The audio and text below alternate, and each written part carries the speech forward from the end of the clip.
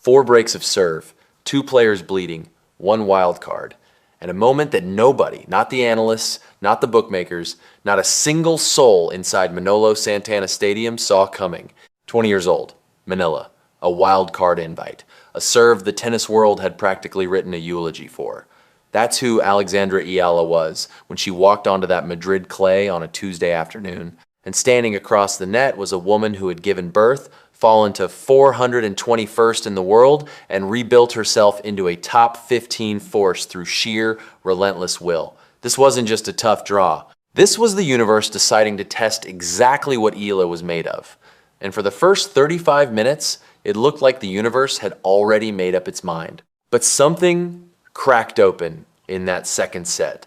Something tactical, something deeply personal, something that changed every single assumption people had about the ceiling of this kid's game. And 2 hours and 27 minutes after it all began, Alex was on her knees in the Madrid clay, both palms pressed into that red dirt, tears streaming, an entire stadium standing. Let's actually break down what happened, because the scoreline doesn't even come close to scratching the surface. Belinda Bencic is one of the most extraordinary comeback stories this sport has ever produced. She stepped away after giving birth to her daughter Bella in April 2024, returned 6 months later, ranked 421st in the world, and began the slow, grueling process of rebuilding herself from scratch. Match by match, tournament by tournament.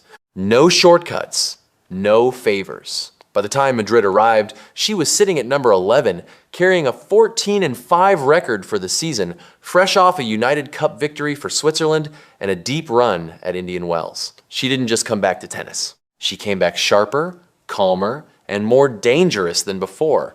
Her footwork immaculate, her ability to absorb incoming pace and redirect it, almost surgical in its precision. And at altitude in Madrid, where the thinner air makes the ball fly faster and topspin loses its natural bite, her game was practically engineered for those conditions. Stand inside the baseline, pick the ball up early, control the rally without ever needing to overpower anyone. She was the favorite. She had earned every single bit of it. Eala, on the other hand, arrived carrying a clay record in 2026 that read 1 win, 2 losses. She had been dismantled by Bianca Andreescu in Stuttgart, 6-1, 6-4, just weeks before. She had fallen to Ostapenko the week before that. Her serve, the one structural weakness that has followed her since she turned professional, was still misfiring badly. 7 aces across the entire early clay season. First serve percentage dipping below 60% in multiple matches.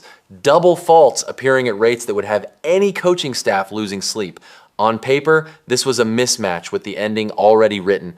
The first set didn't argue with that narrative. Eala handed it over almost willingly. 3 double faults in the opening 4 games. A break surrendered on a serve that barely grazed the net cord.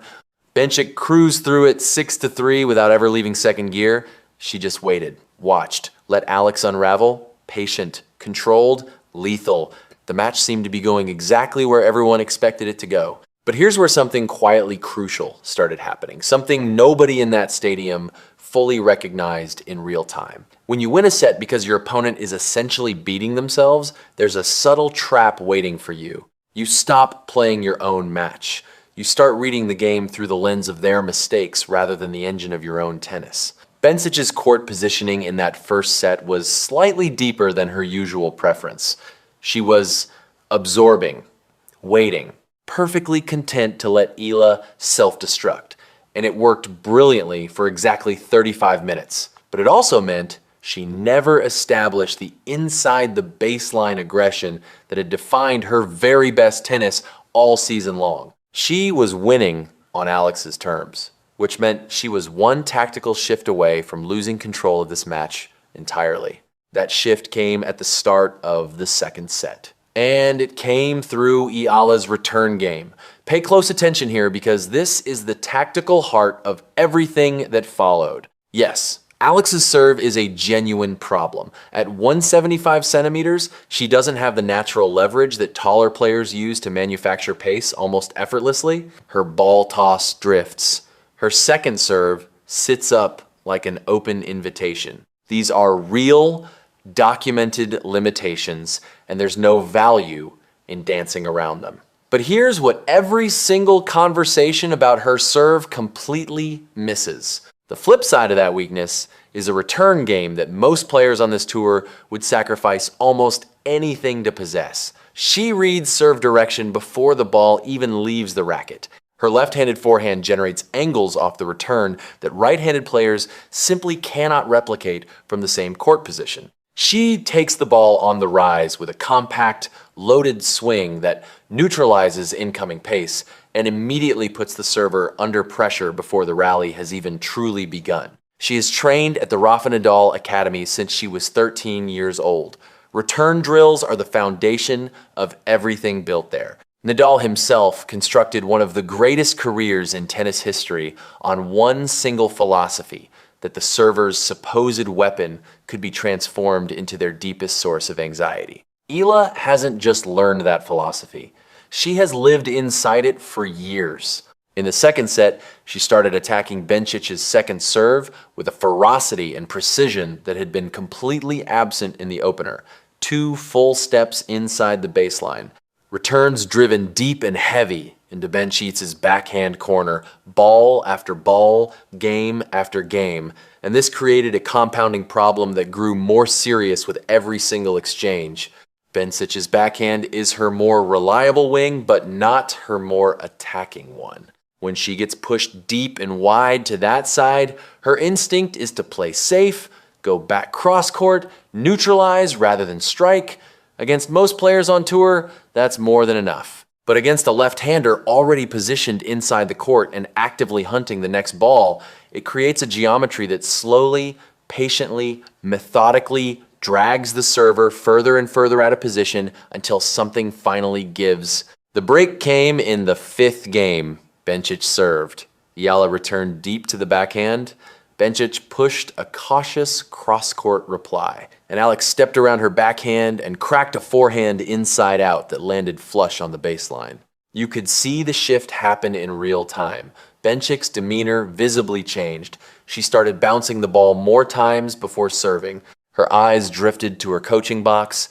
She began reaching for bigger first serves, trying to simply overpower the problem rather than solve it. And that state of mind, that pressing, that desperate searching for a solution through sheer force is precisely what Eala's game is engineered to provoke. When a server starts pressing, the margins tighten, and then the double faults come. Bencic hit 2 in the 7th game alone. The second set went to Eala 6-4, and just like that, this match had an entirely different heartbeat. The third set was something else altogether. Not elegant, not clean, but genuinely gripping in the way that only high-stakes tennis between 2 players who both desperately need the win can be. Both of them knew exactly what was on the line. For Bencic, dropping this match to an unseeded wildcard on clay would put a real crack in a comeback season that had been building serious momentum since January. For Eala, beating a top 15 player on the surface that had exposed her most brutally and most publicly would completely rewrite every assumption people carried about the ceiling of her game. Those stakes didn't produce cautious tennis. They produced the opposite. 4 breaks of serve in the first 6 games alone. Eala broke, Bencic broke back immediately, Eala broke again, Bencic broke back again. It felt almost lawless, driven entirely by the fact that neither player had a reliable enough serve to provide any real shelter. Eala's first serve percentage in the 3rd set dropped to 51%, Bencic sat at 54%. Both of them were leaking, and the match came down purely to who could manage the damage more effectively under mounting pressure. In that environment, small edges start carrying enormous weight. Eala has played on these Madrid courts before. She knows how this particular clay moves slightly faster than Rome or Roland Garros, with a skid that punishes anyone who sets up even a fraction late. She knows the afternoon wind that swirls unpredictably through the open roof of the Caja Magica. She knows the long shadows that creep across the baseline as the evening approaches. Madrid has never been comfortable for her, but it is a familiar kind of uncomfortable. And in a match where both players were struggling to hold serve, that environmental familiarity was worth something no stat sheet will ever find a column for. The decisive moment came in the 9th game. Bencic serving at 4-5, fighting to hold and push the pressure back onto Eala to serve out the match. It was a long, grinding, breathless game full of lead changes and momentum swings. Bencic fought off one break point with the fastest serve of the entire match, 172 kilometers per hour. And for a moment, it genuinely looked like she might find a way through the storm. Then she double faulted. Another break point. This time, Eala chipped a low return that skidded hard off the clay and stayed stubbornly below Bencic's ideal contact zone. The Swiss player reached down and tried to scoop a forehand from well below her knees. The ball drifted wide. Match point, the stadium held its breath. And then it erupted. That's when Alex dropped to the clay. Both palms pressed into the dirt that had humbled her so many times before. Tears coming down her face while thousands of people who hadn't believed in her 2 hours earlier were now on their feet giving her everything they had. This is what tennis can do. This is why we watch. A 20-year-old wild card from Manila with a broken serve and a point to prove walked into the lion's den and rewrote the story entirely. One return, one break, one grinding, impossible game at a time. If you made it this far, you already know how special this match was. Drop a comment below what moment got you the most. The second set tactical shift, that 9th game, or just the image of Eala on her knees in that red Madrid dirt? And if you want more deep dive breakdowns like this, make sure you subscribe because the clay season is just getting started. And if today proved anything, it's that we haven't seen close to the last of Alexandra Eala.